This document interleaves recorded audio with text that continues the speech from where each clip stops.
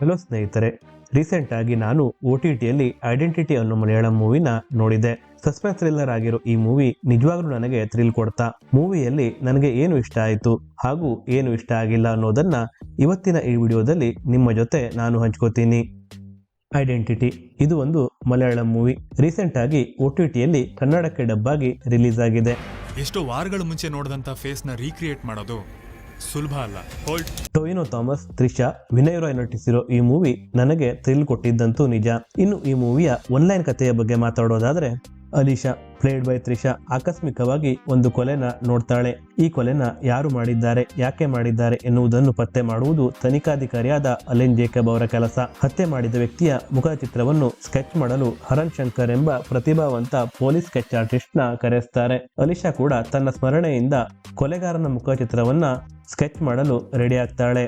ಆದರೆ ಇಲ್ಲಿ ಟ್ವಿಸ್ಟ್ ಏನು ಅಂದ್ರೆ, ಅಲಿಶಾಗೆ ಪ್ರೋಸೋಪೆಗ್ನೋಷಿಯಾ ಅನ್ನೋ ಕಾಯಿಲೆ ಇರುತ್ತೆ. ಈ ಕಾಯಿಲೆ ಇರೋ ವ್ಯಕ್ತಿ ಮುಖನ ಐಡೆಂಟಿಫೈ ಮಾಡೋ ಎಬಿಲಿಟಿನ ಕಳ್ಕೊತಾನೆ. ಸೊ ಈ ರೀತಿ ಕಾಯಿಲೆ ಇರೋ ತ್ರಿಷಾ ಕೊಲೆಗಾರನ ಸ್ಕೆಚ್ ಮಾಡ್ಲಿಕ್ಕೆ ಹೆಲ್ಪ್ ಮಾಡ್ತಾಳ. ಸ್ಕೆಚ್ ಮಾಡಿದ ಫೋಟೋ ಕೊಲೆಗಾರನದೇ ಆಗಿತ್ತ ಅಥವಾ ಬೇರೆಯವರದ್ದ? ಕೊನೆಗೂ ಪೊಲೀಸ್ ಅಧಿಕಾರಿ ಕೊಲೆಗಾರ ಯಾರು ಅನ್ನೋದನ್ನ ಕಂಡುಹಿಡಿತಾನ. ಈ ಎಲ್ಲಾ ಪ್ರಶ್ನೆಗಳಿಗೆ ಉತ್ತರ ಬೇಕು ಅಂದ್ರೆ ನೀವು ಐಡೆಂಟಿಟಿ ಮೂವಿನ ನೋಡಲೇಬೇಕು. But I really need some details. ನನಗೆ ಈ ಮೂವಿಯಲ್ಲಿ ಏನೇನು ಇಷ್ಟ ಆಯ್ತು ಅಂತ ಬನ್ನಿ ನೋಡೋಣ.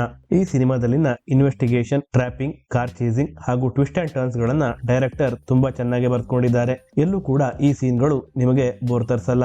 ಮುಂದೆ ಏನಾಗತ್ತೆ ಅನ್ನೋದನ್ನ ಪ್ರಿಡಿಕ್ಟ್ ಮಾಡೋದು ತುಂಬಾ ಕಷ್ಟ. ಇಲ್ಲಿ ಡೈರೆಕ್ಟರ್ ಗೆದ್ದಿದ್ದಾರೆ ಅಂತಾನೆ ಹೇಳ್ತೀನಿ. ಟ್ವಿಸ್ಟ್ ಗಳನ್ನ ಡೈರೆಕ್ಟರ್ ತುಂಬಾ ಚೆನ್ನಾಗಿ ಬರ್ಕೊಂಡಿದ್ದಾರೆ. ಸಿನಿಮಾ ನೋಡುವಾಗ ಪ್ರತಿಯೊಂದು ಟ್ವಿಸ್ಟ್ ಗಳು ಕೂಡ ಮಜಾ ಕೊಡುತ್ತೆ. ಸಿನಿಮಾದ ಫಸ್ಟ್ ಹಾಫ್ ಎಷ್ಟು ಇಂಟ್ರೆಸ್ಟಿಂಗ್ ಆಗಿದೆಯೋ ಸೆಕೆಂಡ್ ಹಾಫ್ ಕೂಡ ಅಷ್ಟೇ ಇಂಟ್ರೆಸ್ಟಿಂಗ್ ಆಗಿದೆ. ಎಲ್ಲೂ ಕೂಡ ಅನ್ವಾಂಟೆಡ್ ಸೀನ್ಸ್ ಮತ್ತು ಅನ್ವಾಂಟೆಡ್ ಸಾಂಗ್ಸ್ ಗಳು ಇಲ್ಲ. ಇದು ಚಿತ್ರದ ಮೇಜರ್ ಪ್ಲಸ್ ಪಾಯಿಂಟ್ ಅಂತಾನೆ ಹೇಳ್ತೀನಿ.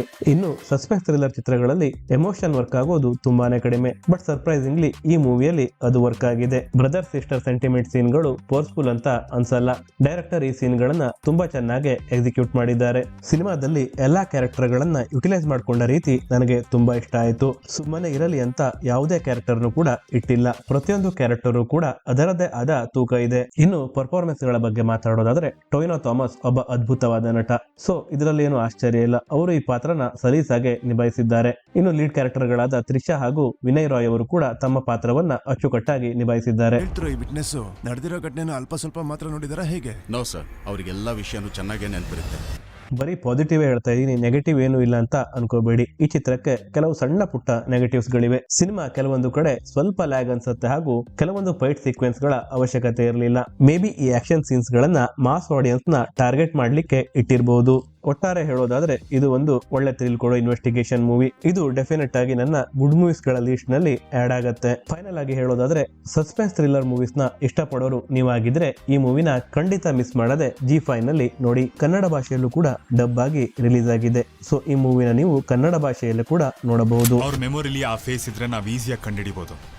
ನೀವು ಐಡೆಂಟಿಟಿ ಮೂವಿನ ಆಲ್ರೆಡಿ ನೋಡಿದ್ರೆ ಮೂವಿ ನಿಮ್ಗೆ ಹೇಗೆ ಅನಿಸ್ತು ಅನ್ನೋದನ್ನ ಕಮೆಂಟ್ ಬಾಕ್ಸ್ ನಲ್ಲಿ ತಿಳಿಸಿ. ನಮ್ಮ ವಿಡಿಯೋ ಇಷ್ಟ ಆಗಿದ್ರೆ ಲೈಕ್ ಮಾಡಿ. ಹಾಗೆ ನೀವು ಕ್ವಾಲಿಟಿ ಕಂಟೆಂಟ್ ನ ಇಷ್ಟಪಡೋರಾಗಿದ್ರೆ ಒಳ್ಳೆ ಮೂವೀಸ್ ಗಳ ರೆಕಮೆಂಡೇಶನ್ ಹಾಗೂ ರಿವ್ಯೂಗಳಿಗಾಗಿ ಸಿನಿಮಾ ಗುರು ಯೂಟ್ಯೂಬ್ ಚಾನೆಲ್ ನ ತಪ್ಪದೆ ಸಬ್ಸ್ಕ್ರೈಬ್ ಮಾಡಿ.